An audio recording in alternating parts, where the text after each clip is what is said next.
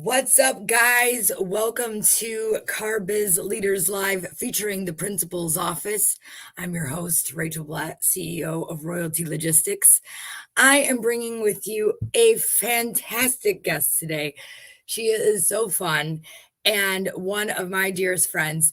The reason I wanted to invite Samara to the table is because she comes from outside of the car business. Even though she doesn't run a dealership, she runs a business and she works with a lot of car dealers. So she's got a lot of great ideas for you guys to take your business up to the next level. She's a lot of fun. And I know that you are absolutely just going to love the show today. So without further ado, let's get this party started.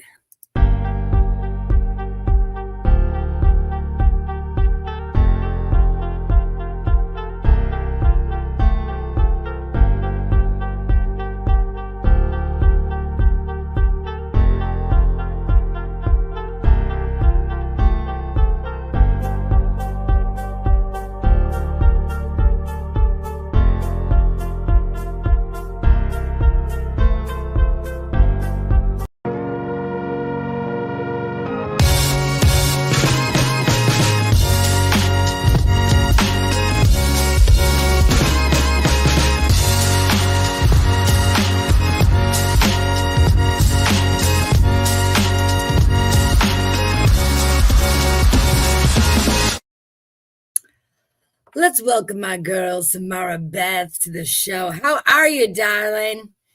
Rachel,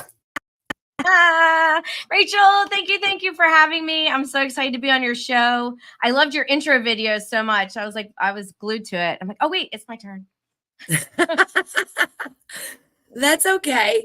If you wouldn't mind just sharing with the audience a little bit about who you are and a little bit about what you do. So thank you. So my name is Samara Beth, and I am CEO founder of Samara Beth and Company. We're a luxury VIP events experience company. And I've been doing corporate, social, nonprofit, and destination management events for 30 years all over US and Canada. I moved a lot. So if anyone knows about buying new cars every time you have to move, shipping your cars from Florida to Hawaii to Texas to all over, Vancouver, all that, I have been there, done it. And I am excited to be working and talking to you because dealerships have a lot of need for marketing and events, and sometimes they don't realize it. Oh, I will say this. Now, coming from my own experience of trying to do events, and I was thinking about you today, and even my own business, right? Like, yeah, most of my customers could ship their own car, right? They could go through all of the stuff. But at the end of the day, it's like, I attribute it to like your mom throwing the birthday party or like someone or like you know what I mean? Or like we're gonna throw the main event, right? Like it's the mom is made with love, but if you really want to take it up to the level of to impress people, you really need to bring in outside help. What do you think? I think the analogy that came to mind, yours was so great, is, oh, my cousin does photography. They're gonna photograph the event, and then they end up getting drunk and partying with their family, and your photos are pretty not great. So I'm with you on that. I agree. Oh, I love it. I love it. So a lot of times, everybody's out there. A lot of people are throwing events. We know that it takes up a lot of our resources. And to try to do it ourselves, it's a lot of coordinating and this and that. Tell us a little bit about like what you would bring to the table and how you would elevate somebody's dealership. Yeah. So, most dealerships, from what I see, and it's interesting because my first internship when I lived in Baltimore was at a public relations firm because that was my major. And our biggest clients were the local dealerships in Baltimore. We did all the ads for the newspapers. Remember the newspaper? It's the thing that got thrown at your door in the morning. Don't mention it. Yeah. Old school. So we used to actually Multiple. do all the ads for the dealerships, and there are all of the sales that they were doing. So it's kind of funny that I'm getting to do this. I've also produced events at dealerships. There's a lot of dealerships, especially in New York City, that hold VIP celebrity influencer types of events, which is such a great way to bring people to see your inventory. And those are people that may have not otherwise come in. So that's one other thing that I love doing with the different dealerships. So networking is so key, Rachel. And I know that you're big on networking. We met through the Grant Cardone 10X community at GrowthCon, which was so fun. We really did hang out a lot. We had a great time. We did. You're my bestie. Thank you. And I think you understand the importance of networking. And so a lot of times you meet people who are salespeople or work in dealerships or with vehicles, and they come to like a BNI, to a networking meeting. But how about opening up your facility for those events and networking and bringing people to you? Because it's less, quote unquote, salesy, because it's indirect. They're coming, they're seeing the inventory, they're like, I just want to kind of go and check this out, get in the car. Can I take this for a spin? So there's a lot of things that can happen organically without feeling like you're getting, quote unquote, attacked. I feel so bad because people in the dealership industry, and I know many, they probably hate the fact that they've got that used car salesman term that is so derogatory. And the truth is that we all need cars. Right. We all drive them. Well, and that's so true too. And I work with so many great dealers out there, and everybody, at the end of the day, sometimes I think people are misguided by like the difference between somebody who's hungry and wants to really do a good job for somebody and then feeling attacked, right? So I could definitely see that. So what kind of unique ways do you think that we should kind of switch it up? Because I think that, you know, when the brick and mortar stores today are competing with the Carvanas, the Vrooms, all of the digital stuff out there, and they really need to sort of shake it up a little bit, right? How do you think they should do that? Because this is why I wanted you on the show today. I wanted everybody who's out there listening is here's some new ideas to shake it up, right? To innovate the way that they sell cars. I love that you asked that question because I love that you're trying to help your community, which is exactly what you're doing, Rachel. This is beautiful. So, two things that come in mind. So, one thing is educational workshops. So, people really are hungry for education. And during COVID, we were all glued to the screen. But how about taking the education to your location? The more ways that you can figure out to bring families and to bring individuals, to bring singles, to bring whoever to your location, the more you're going to be able to sell whatever you have. And it's not just about what's on your lot. It's also about the network and the relationships that you have in other cities to be able to get a vehicle transferred over to you or to your client, because people are going to recognize that high-end VIP customer service. So a couple ideas would be housing some of those workshops in the dealership, teaching people about their vehicle. Right now, I have a Audi A3. It's a 2015 two-door convertible Audi A3. And I live in Arizona, and I got that car from California. My car's like melting right now in Arizona. It's 115 degrees, and it hates me. It hates me. So what are some ways if you move like we had with the Navy, you're always moving from different climates. So what about, how to handle it in different climates? So I've gone from snow tires to summer tires to different tractions. I've lived in locations where it's blizzards so badly in Canada that you have to have chains. How many people know how to put chains on their tires when they go skiing? So how about these educational workshops where people are learning how to really maintain and take care of their vehicle more than just come in every 3 months and get your oil changed? Like, people know the basics, but what about wanting to do something like hooking an RV to your vehicle?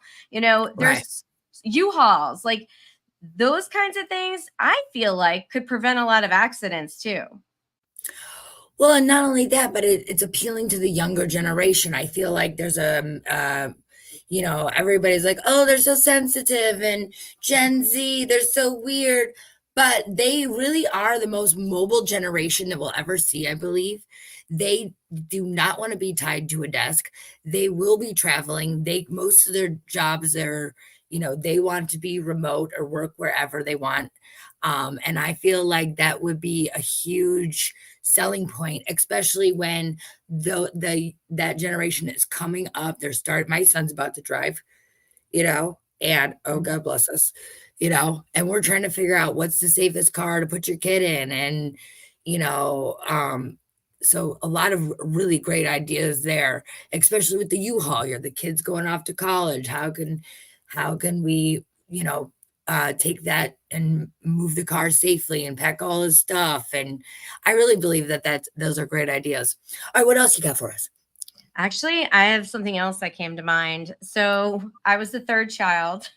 Mhm, So by the time it got down to me, and my brother got to go from Baltimore to USC for college, and then my middle mhm, brother went to University of Maryland, and I turned 16, and I got the Mercury Sable that smelled like raw eggs passed down three people. By the time it got to me, that thing was breaking down like nobody's business. Girlfriends and I would go to Ocean City, Maryland, and I was like, we were hitchhiking. It was bad. I've had multiple vehicles that I love my parents, but by the time it got to me, I got the short end of the used car stick. And so mhm. I had a Pontiac Grand Am too. My cars would literally like blind 5 cars back with billows of black smoke. They would break down. My alternator was on an angle. It broke all the belts. I knew so many things about cars, putting water in my car. Like it was ridiculous. And I was 16 years old. My parents were like, oh my God, you hitchhiked on a major highway during rush hour. They were freaking out. So my recommendation is let's teach our kids how to change a Mhm. tire, how to do the Yeah. things, because we might have AAA, we might have a program through our Ford or whatever, or Audi, Mhm. but it's not always, it doesn't always work out for your benefit. Sometimes you have to wait like 3 hours for someone to come. Sometimes you're in the dark, it's dangerous, you're in the middle of nowhere. Mhm. So I think having education virtually, you can do the videos, evergreen videos, which means they just keep going. You can watch them anytime, but also do some live events. Have a cocktail. Well, you can't really do cocktails with driving, but Well, have a reception, you know? bring your spouse, one can drive, or drive first, then have your cocktail, you know. Yeah, there you go. Um, Always the but solution with the but at the cocktail. end of the day, you're right. It is about bringing people together. We just raised over like $15,000 for Fund to Life. And it doesn't necessarily have to be, about selling cars, but how you give back. A lot of our dealership and this community gives back in a huge way to their communities. It's really beautiful. I see trunk or treats. Liza gives away bicycles, like 1,000 bicycles. I mean, it's really beautiful. So there's lots of ways that we can be creative besides just selling vehicles, but and impacting, how they impact the community. So we could do cocktails there. Always. Always. Always, So, and always. mocktails, of course, mocktails and Mocktails too, cocktails. because there's a lot of people that don't drink out there, you know. Um and it just has to make bring that special feeling. I think that, I don't know if you've seen a lot of car people, but I think the red carpet's kind of played out. I think that taking the photos is kind of played out. I think we need some new ideas on how to make the experience better. And I think that's why I wanted to talk to you about it, because I think at the end of the day, how do you make it feel luxurious? Right. Because sometimes what I see out there, and no offense to you guys, I love you, and you're doing it, and I'm proud of you. But sometimes to me, on the outside looking in, it's cheap. Sometimes it looks a little cheesy to me. So how do we take it to the glam, Samara? How do we glam Yeah. it up? I know what you're saying, like the family barbecue with some balloons. It's pretty typical. And then they bring in a Mm-hmm. radio show and they're live. And that seems to be the standard wherever I live. And family events are a great way to bring people to the table because they want to learn what is the safest car. I was actually in a car accident that really people were surprised I survived. And that was in my Ford Explorer. You'll learn that I have a lot of cars because I've moved so much, but Mm-hmm. it was a Ford Explorer. It was actually just paid off that week before. And it crashed in Houston in a brick wall. And my son and I were in the car and totaled it. The transmission was up and got knocked out and all that. And the tow truck person thought when my husband went to pick, look at the car and get our stuff out of it, he was like, I'm so sorry. I'm assuming that they didn't make it. And he's like, oh no, they're home. But that was safety features. And then the next car was a Honda Odyssey minivan, so we were talking about safety and stuff. And I know I'm going to tackle luxury and VIP, but having maybe a family drive-in movie kind of experience on the lot would be really cool. That's very cool. Love that idea. Isn't that cool? So Love something that cute idea. like that. There you go. I So love I that do want to, idea. before I forget, I did actually have my assistant put a couple ideas on a one pager that we can provide a link for you, and they can all your listeners can have it for free. Okay.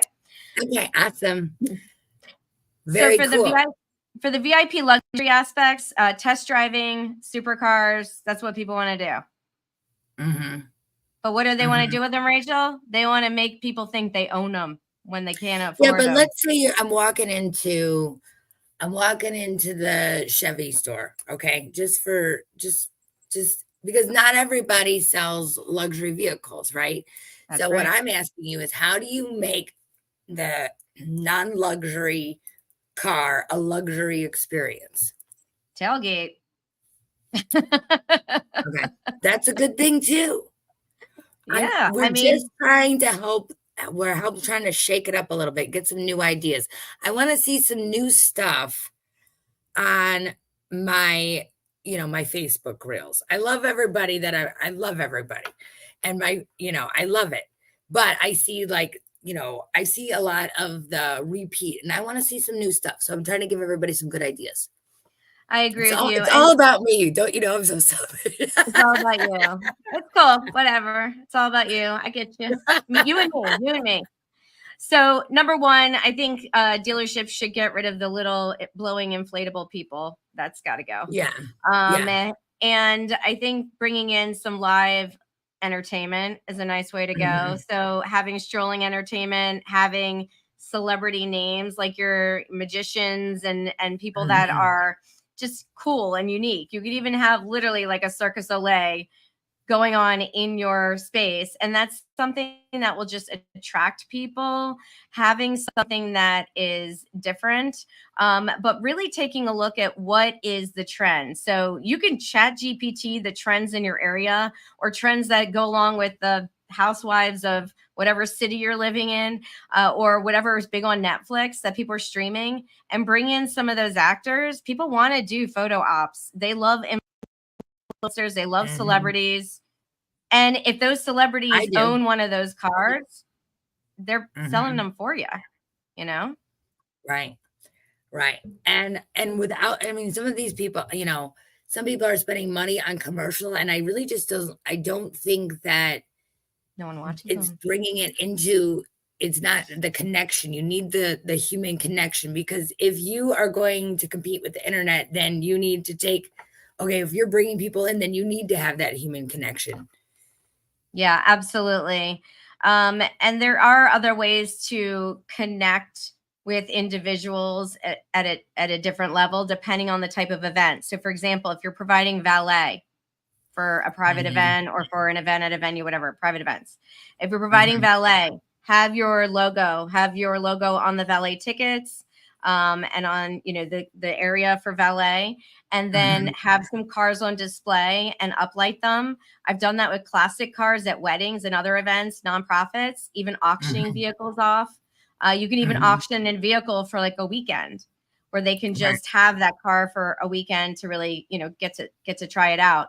So pop-up events and being integrated in the community that is using their mansions, their homes, or even if it's a farm, it doesn't have to be luxurious. Farms are turning into retreat centers. I actually meet with people as a venue consultation specialist where I meet with them to turn their farm into spaces for events and retreats. And you could do a drive-in with all the vehicles and have a big screen put up in a farm area or big open space or parking lot and bring that old-fashioned technique there. So there's kind of neat things that you can do and take those commercials that they're spending all this money on, because no one watches TV anymore. It's all streaming, and I don't even own cable. It's all streaming and internet, right? So you really should be focusing, I would say, your commercials on social media campaigns. I just think that's the way to go. And then the commercials that are required on YouTube and other types of social media. Right. And a lot of, and I would say too, just listening to Samara speak to, it's, that brand culture, we were just talking about, we were working with one of our customers has the Mini Coopers, and like how it's just a culture of people, like that they're all about their Mini Cooper. And same with Jeep. This duck Jeep thing is going ballistic right now. That's genius marketing too. So if you have a Jeep, my girlfriend's daughter is like going out, putting all these ducks on these Jeeps, and then like, it's like Jeep culture to have, like, that was genius marketing. But like, at the brand level, how do you bring it back down to the micro level? Sorry, I had to go macro, micro. I couldn't. I was going to get a word first. Rachel, it's okay. I confuse the two sometimes. So, 4th of July is this week, and not everyone listens to these live, but I grew up in a town in Baltimore that was so old fashioned. We had 4th of July parades. We all made our own little floats, and then we would do parades down the streets and then end up in a carnival type atmosphere. So taking the vehicles and donating and sponsoring local events in the communities and having your vehicles decorated for 4th of July and going, down the streets. I mean, I keep thinking about presidential parades, where they're going down the road. I mean, the old fashioned campaign runs, we've got an election year coming up. So having the red and white and blue, just like the Queen does this with horses and, with their vehicles. So why can't we do it in America? We should bring some of these old fashioned things that we used to do as communities and bring them back to the table.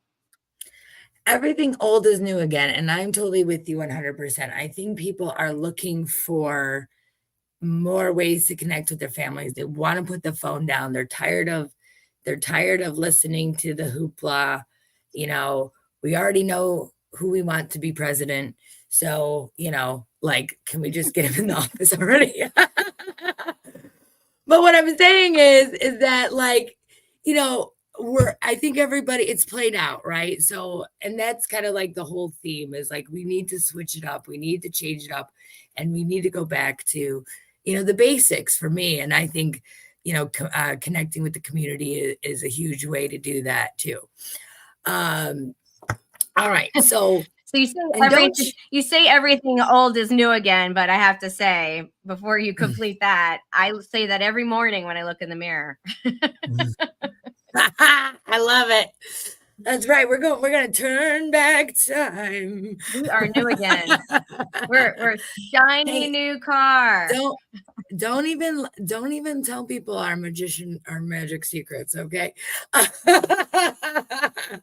Anyway, listen, if you are in the Arizona area and Samara is looking for a new Audi, just so you know, everybody. I need a mini. I'm on the hunt too right now.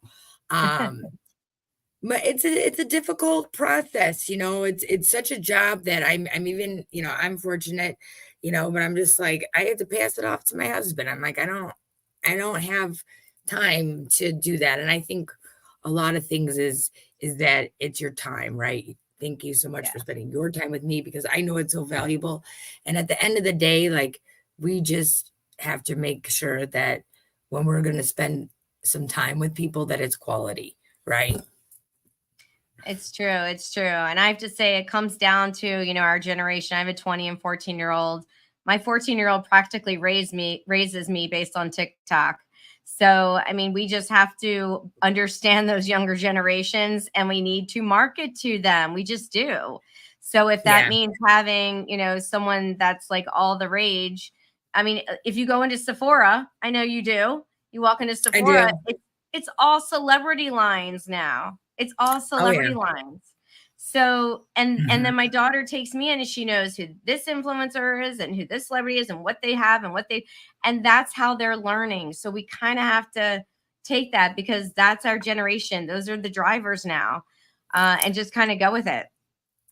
Yeah, and so that I think when just talking about, like, the influencers too. So even if you could get some TikTok influencers, it doesn't even have to be your homegrown version. Now, I have seen some very cute TikToks from some of my dealership guys of them dancing, and I was very impressed with your moves, guys, very impressed. But sometimes you need that, that person out there that has thousands of followers that is, you know, is putting out content all the time, to come by and really vouch for you um, and just to have a level of respect for what they're doing too. Yeah, I mean, what I've learned in being the event industry and working with speakers and celebrities and Fortune Mhm. 100 and 500 companies is that it's all about it's all about who you know, but it's also who knows you. And so if you're doing photo ops with people that are going to say, "Oh, well, I was in this car with this person," and it's a Mhm. celebrity and they have a photo of it, that digital social proof they call it, even though it's really not real. That's really what people are looking for. I know the whole photo op thing is truly what everyone wants. They want video content and they want photo content. So you might as well give them what they want because it's going to end up paying your bills in the end. Well, Samara, thank you so much. And guys, I hope that you found this informative. This is my very good friend. She's a genius in her own way, and I love her. And you're so much fun, and you always have the best ideas, and you inspire me so much. For anybody out there, and let's just take it back to the business because at the end of the day, this is the principal's office. We Oh, had so much fun. hold on. I We gotta put had so much my fun. glasses on so I can look. But put it on. All right. Listen, you're coming to the principal's office. For people Okay, out am there I that in are running, trouble? no, well, kind maybe if you want to be. Let me hide uh, everything. Let me hide everything. at the end of the day, you're out there and you're running a business. So let's give some advice as the business owner here. As a business owner, and I am a certified 10x business coach, and I also work with other coaches in different stages and parts of my career. And I would say that really, like I said earlier, it's not who you know, it's who knows you. And so getting out of obscurity and mix and matching. I mean, even when you're throwing an event, I always recommend that people do not invite everyone from one place. So because if you invite everyone from church and something comes up at the church event, you just lost your entire event. You should never base everything on one group. You should always mix and match and take your different groups and match together because you never know if you get known as the collaborator and the main contact and the go-to, the mayor, then people will want to be with you. They want to work with you, they want to partner with you, they want to collaborate, and they want to be friends with you. And so I recommend that you get out of your little circles and network your way to wealth and with intention. Well, I love that because Lord knows I better not swear in front of the church people, which I did the other day. I was so I was embarrassed. going to say something Oh, tells me you do. but I think that's amazing. Great advice for anybody out there. Um, that's all. Now, how do we people connect with you, my dear? Well, Yes, you're gonna put a link in our show, and I'll get you all I'm the going to links give when you we a go. link. So I'm actually going to provide you with my digital business card, which Okay. you're welcome to share. And I'm also Okay. going to provide your guests with some tips for the dealerships. Wonderful. And we'll put it together in an article. We'll slap it up and we'll make it pretty. Oh, I love it. I can't thank you enough for coming on. I really appreciate it. Well, can you believe it? The time is up already. Listen, Samara, brings an outside perspective, and hopefully that we will change up the car business a little bit. And two girls just being honest. At the end of the day, we're running businesses. We know it's hard. I just wanted to say happy 4th of July to everybody out there. Whether you're listening now, you're listening later, I'm grateful. And Samara, thank you so much again. My name is Rachel Blatt, Royalty Logistics. We're signing off.